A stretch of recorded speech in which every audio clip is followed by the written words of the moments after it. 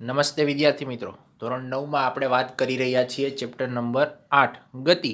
એમાં last time આપણે આલેખની રીતની મદદથી સુરેખ પથ ઉપર ગતિ કરતી અચળ પ્રવેગી ગતિનું સમીકરણ s બરાબર ut પ્લસ 1/2 at સ્ક્વેર છે એ મેળવ્યું હતું. હવે આજે આપણે અચળ પ્રવેગી ગતિનું જે ત્રીજું સમીકરણ છે 2as બરાબર v square minus u square એ આલેખની મદદથી મેળવવાનું છે.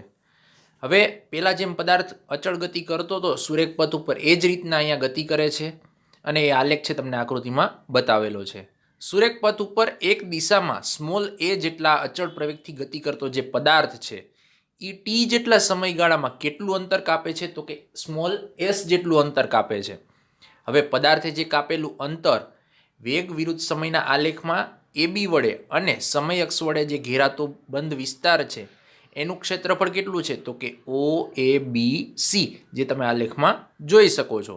પદાર્થે કેટલું અંતર કાપેલું છે તો કે જે એ બી તમે લાઈન જુઓ છો એ બી અને જે સમય અક્ષ ઓ સી છે આ બંને વડે ઘેરાતો જે આખું બંધ ક્ષેત્રફળ છે, બંધ ગાળો છે, જે વિસ્તાર છે એ કેટલો છે તો કે ઓ એ બી સી જેટલો.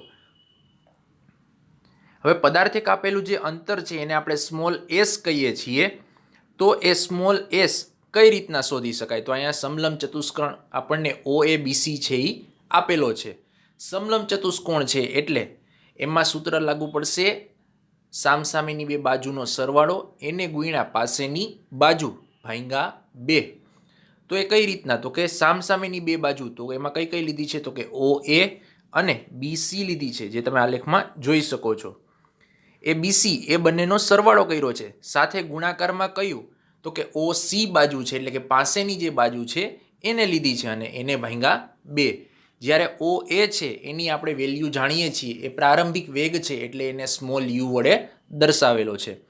જ્યારે રેખાખંડ બીસી જેટલો ભાગ છે એ કેટલો છે તો કે સ્મોલ વી જેટલો છે અને જે ઓ સી છે એ સમયગાળો દર્શાવે છે એટલા માટે એને આપણે સ્મોલ ટી કીધેલો છે.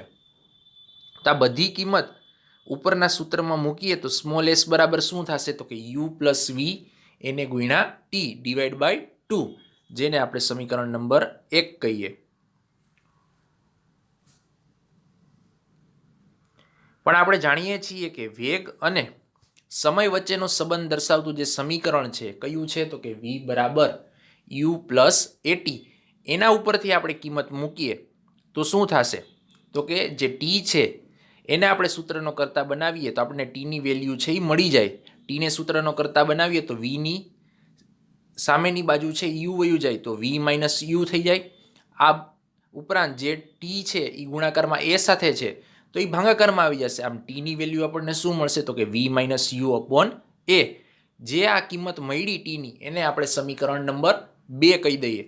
હવે સમીકરણ 2માં જે ટીની કિંમત છે એ ટીની કિંમત આપણે ક્યાં મૂકવાની છે તો કે સમીકરણ નંબર 1 કયું છે તો કે સ્મોલ એસ બરાબર UV plus U plus V આખા કાઉન્સમાં એને ગુણાકારમાં છે ટી ડિવાઈડ બાય 2.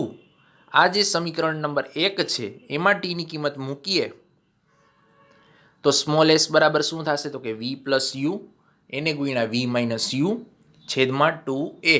હવે એક પ્લસ અને એક માઇનસ મતલબ એ પ્લસ બી કાઉન્સમાં એ માઇનસ બી આવું જો હોય તો આપણે શું લખી શકીએ તો કે એ સ્ક્વેર માઇનસ બી સ્ક્વેર. અહીંયા એ અને બીની જગ્યાએ શું છે તો કે વી અને યુ માટે જે 2a છેદમાં ભાગાકારમાં છે એ સામે ગુણાકારમાં વયા જાય તો શું થશે તો કે 2as બરાબર વી સ્ક્વેર માઇનસ યુ સ્ક્વેર જે શું છે તો કે અચળ પ્રવેગી ગતિ કરતા પદાર્થ માટેનું સમીકરણ છે. જે આ ત્રીજું સમીકરણ છે આપણે અહીંયા તારવી ચૂક્યા છીએ. હવે જે દાખલાઓ છે આલેખની રીતની મદદથી એ આપણને પૂછાવાના નથી તો આપણે એ કરશું નહીં.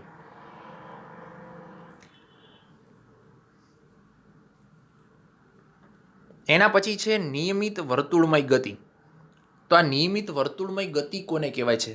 નિયમિત એટલે કે સતત ગતિ થતી હોય અને એ પણ કેવી તો કે વર્તુળાકાર ગતિ થતી હોય એવી ગતિની વાત કરવાની છે. તો નિયમિત વર્તુળમય ગતિ એટલે શું અને એના બે ઉદાહરણ આપવાના છે. તો કે જો કોઈ પદાર્થ અચળ ઝડપે વર્તુળાકાર પથ ઉપર ગતિ કરતો હોય તો તે નિયમિત વર્તુળમય ગતિ કરે છે એમ આપણે કહી શકીએ. એટલા માટે જ કોઈ પણ પદાર્થ આપણે ગતિ કરતા જોઈએ એ પણ કેવી ગતિ, અચળ ઝડપથી ગતિ કરતો હોય અને સાથે સાથે એમનો જે ગતિપથ છે એ કેવો હોય તો કે વર્તુળાકાર હોય, તો આ ગતિ કરતો પદાર્થ નિયમિત વર્તુળમય ગતિ કરે છે એમ આપણે કહી શકીએ. હવે જે નિયમિત વર્તુળમય ગતિ કરે છે એમનું ઉદાહરણ જોઈએ તો કે ઘડિયાળના સેકન્ડ કાંટાનો જે છેડો છે એ ઘડિયાળના ડાયલ ઉપર નિશ્ચિત સમયમાં વર્તુળાકાર ગતિ છે એ કરતો હોય છે. તેથી તેની ગતિ કેવી કહી શકીએ આપણે? નિયમિત વર્તુળમય ગતિ કહીએ છીએ. આ ઉપરાંત તો કે ચંદ્ર છે એ આપણે જાણીએ છીએ પૃથ્વીનો કેવો ઉપગ્રહ છે તો કે કુદરતી ઉપગ્રહ છે, અને ચંદ્ર છે એ પૃથ્વીની આસપાસ એક નિશ્ચિત સમયગાળામાં કેવી ગતિ કરે છે તો કે વર્તુળમય ગતિ કરે છે. તેથી તેની ગતિને પણ આપણે નિયમિત વર્તુળમય ગતિ તરીકે ગણાવી શકીએ. આમ કોઈ પણ પદાર્થ અચળ ઝડપથી અને સાથે સાથે વર્તુળાકાર માર્ગ ઉપર ગતિ કરતો હોય તો તેવી ગતિને આપણે નિયમિત વર્તુળમય ગતિ તરીકે ઓળખીએ છીએ. ત્યાર પછી છે સ્મોલ આર ત્રિજ્યાના વર્તુળ માર્ગ ઉપર નિયમિત વર્તુળમય ગતિ કરતો જે પદાર્થ છે એની રેખીય ઝડપ માટેનું સૂત્ર મેળવવાનું છે અને દર્શાવવાનું છે કે તે કેવી ગતિ કરે છે તો કે પ્રવેગી ગતિ કરે છે. તમને અહીંયા આકૃતિમાં સ્મોલ આર જેટલી ત્રિજ્યાનો એક વર્તુળાકાર માર્ગ છે એ આપેલો છે. જ્યારે નિયમિત વર્તુળમય ગતિ કરતો પદાર્થ કેટલા સમયગાળામાં તો કે ટી જેટલા સમયમાં વર્તુળાકાર પથ ઉપર એક ચક્કર પૂર્ણ કરે છે ત્યારે ટી સમયમાં તે વર્તુળાકાર પથની લંબાઈ જેટલું એટલે કે વર્તુળના પરિઘ જેટલું અંતર કાપે છે. પદાર્થ છે એ ટી જેટલા સમયગાળામાં કેટલી ત્રિજ્યામાં રહીને તો કે સ્મોલ આર જેટલી ત્રિજ્યામાં રહીને એક ચક્કર પૂર્ણ કરે છે ત્યારે એણે વર્તુળાકાર પથની લંબાઈ જેટલું એટલે કે વર્તુળની લંબાઈ કેટલી તો કે એના પરિઘ જેટલી હોય એટલું અંતર છે એ કાપે છે. આમ રેખીય ઝડપ આપણે સ્મોલ વી બરાબર લખવું હોય તો કે કાપેલું અંતર છેદમાં સમય. હવે જે કાપેલું અંતર છે એ કેવું છે તો કે વર્તુળાકાર પથની લંબાઈ છે અને સમય જે હતો એમનો એ જ છે. હવે જે વર્તુળાકાર પથની લંબાઈની આપણે વાત કરીએ છીએ એ વર્તુળાકાર પથની લંબાઈ એટલે કેવું તો કે વર્તુળનો પરિઘ કહી શકીએ, કારણ કે પદાર્થ છે વર્તુળમય ગતિ કરે છે એટલા માટે વર્તુળાકાર પથની જે લંબાઈ છે એક ચક્કર પૂર્ણ કરવા માટેની એને આપણે વર્તુળના પરિઘ તરીકે પણ લખી શકીએ. છેદમાં સમય છે એમનો એમ જ છે, માટે વર્તુળનો પરિઘ બરાબર શું લખી શકીએ તો કે 2πr જે આપણે જાણીએ છીએ, અને સમય એટલે ટી. આમ રેખીય ઝડપ v બરાબર શું તો કે 2πr છેદમાં ટી, જેને સમીકરણ નંબર 1 કહીએ આપણે.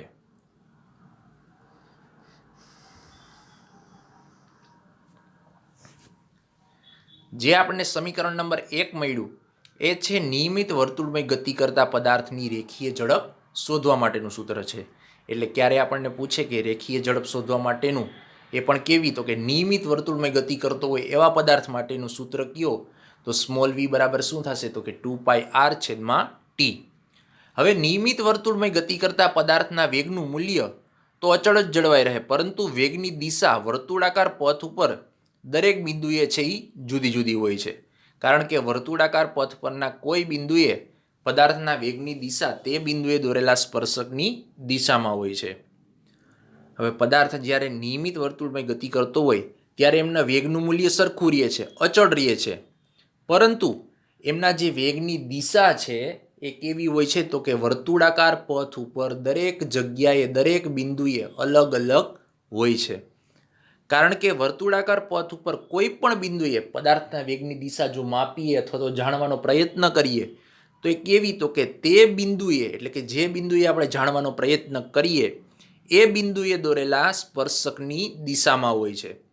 તમને આકૃતિમાં આપેલું છે બિંદુ એ જાણવાની દિશા કરી તો એનો સ્પર્શક v1 થયો તો એ v1ની દિશા છે એ બિંદુ એ પાસે વેગની દિશા થશે. એવી રીતના બી બિંદુ, સી બિંદુ, ડી, ઈ બધા બિંદુએ છે એ વેગની દિશા કેવી તો કે જે તે બિંદુએ દોરેલા સ્પર્શકની દિશામાં થશે. હવે આકૃતિમાં દર્શાવ્યા મુજબ સ્મોલ આર જેટલા ત્રિજ્યાવાળા વર્તુળાકાર પથ ઉપર ઘડિયાળના કાંટાની વિરુદ્ધ દિશામાં નિયમિત વર્તુળમય ગતિ કરતા કોઈ એક પદાર્થને ધ્યાનમાં લેવાનો છે. શું કીધું છે તો કે આકૃતિમાં જે સ્મોલ આર જેટલી ત્રિજ્યાવાળું વર્તુળ છે એ વર્તુળાકાર પથ ઉપર ઘડિયાળના કાંટાની વિરુદ્ધ દિશામાં નિયમિત વર્તુળમય ગતિ કરતા કોઈ પણ એક પદાર્થને ધ્યાનમાં લેવાનો છે. આ પદાર્થ જ્યારે બિંદુઓ એ બી સી ડી અને ઈ પરથી પસાર થતો હોય ત્યારે તેના વેગની દિશા છે એ દર્શાવેલી છે.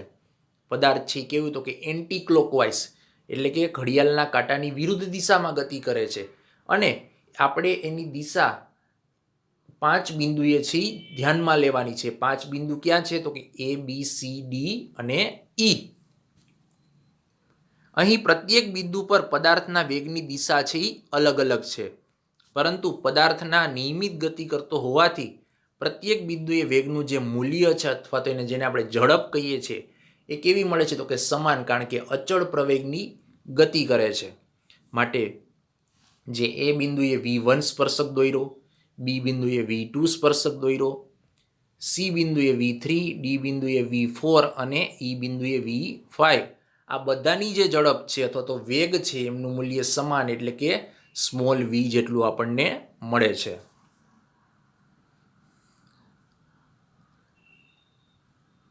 હવે અહીં જે પદાર્થ છે એ વેગનું મૂલ્ય ભલે ગમે એટલું અચળ જળવાઈ રહેતું હોય, પરંતુ જે વેગની દિશા છે એ સતત બદલાતી રહેતી હોય છે. માટે વેગ છે એ કેવી રાશિ છે આપણે જાણીએ છીએ, સદિશ રાશિ છે, એટલે સતત બદલાય છે એમ કહી શકાય. આમ નિયમિત વર્તુળમય ગતિ કરતો પદાર્થ પ્રવેગી ગતિ કરે છે એમ આપણે કહી શકીએ.